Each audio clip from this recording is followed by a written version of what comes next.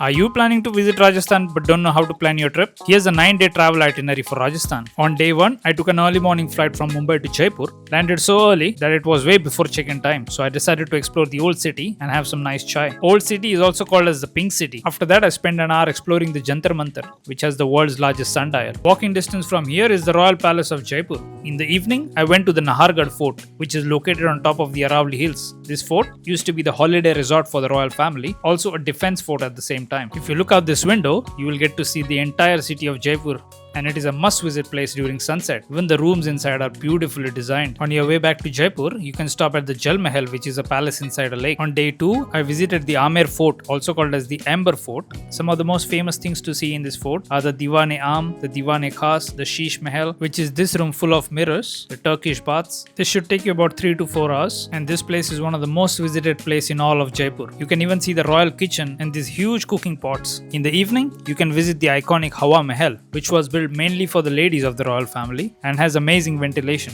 This is how the old city of Jaipur looks after the lights turn on. On day 3, I took a train from Jaipur to Chittorgarh and spent the rest of the day exploring the city. The reason why I was here was to explore Chittorgarh Fort, which I did on day 4. Chittorgarh is the biggest fort in all of Asia. I highly recommend a guided tour here, and my guide even took me on his own bike around the whole fort. I got to see very interesting places such as this battleground between Alauddin Khilji and Rana Ratan Singh. The movie Padmavat is based on this fort. You can visit this museum and exit through all the 7 gates that used to protect this fort. On day 5, I took a 2-hour train from Chittorgarh to Udaipur. On this day, you can visit the Pichola Lake, the Hanuman Ghat and the Gangor Ghat. On day 6, I rented a bike and went to Badi Lake, one of the 7 lakes in Udaipur city. A 20-minute hike on Bahubali Hills gives you this view. After that, I went to the Sajjangarh Palace, also called as the Monsoon Palace, where you can get a good view of Udaipur from the top. Up next is the Royal Gardens of Udaipur, also called as Sayelio Ki Badi, which was built by a king for his daughter because she wanted a place to hang out. A guided tour here will only cost you 50 rupees. On day 7, we rode 90 kilometers from Udaipur all the way up to Kumbhalgarh.